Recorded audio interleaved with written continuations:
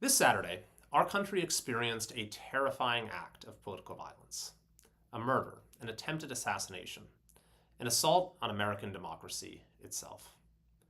My prayers are with President Trump and his family, who just endured and by the grace of God survived an unimaginable horror.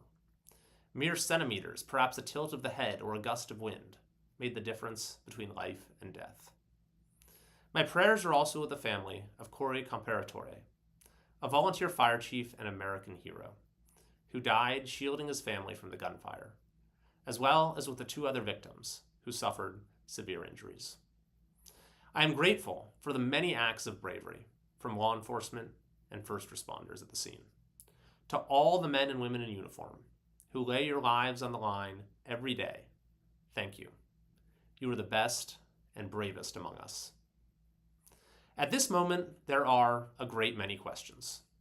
I am working with Speaker Mike Johnson and colleagues on both sides of the aisle to get immediate answers and make vital changes to assure that nothing like this can ever happen again.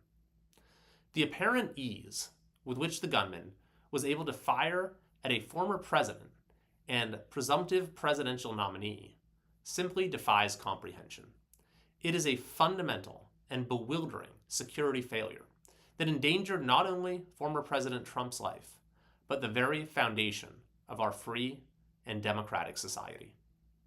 Candidates for national office must be able to present their policies and ideas without fear that they are taking a mortal risk.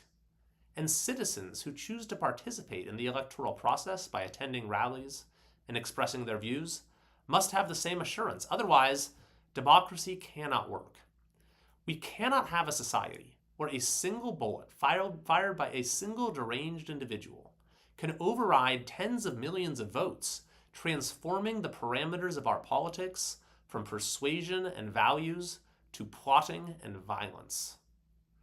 The assassinations of John F. Kennedy and Robert F. Kennedy in the 1960s caused America to make significant changes to the training, techniques, and resources devoted to protecting presidents and presidential candidates.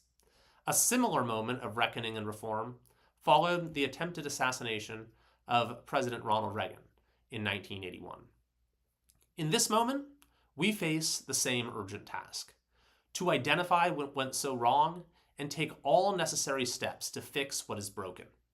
There is no time for a long, protracted process.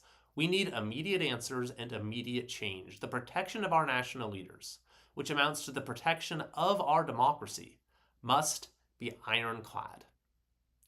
There is another imperative in this moment, which I believe is no less urgent: to come together as a country, to come together around the values we share as Americans. When I think about the state of our country, even before this weekend's terror, it's not just that we're on the wrong track. It's that we're out of sync. Our political divisions keep getting worse. It's weakening us, making us less capable of solving problems and building a better future. This is a time to remember that our political opponents are not our enemies. Supporting a different party or presidential candidate should never tear apart the much deeper kinships of family, community, and country. Even in America's time of greatest division, Abraham Lincoln, presiding over a country literally torn apart, called for malice towards none and charity for all.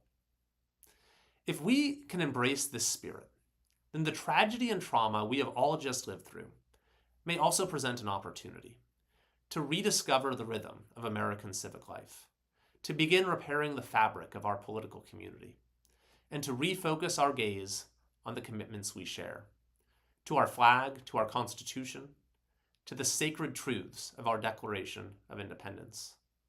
We all have a part to play in forming a better American community, and I believe we can rise to the occasion. Thank you, and may God bless our country.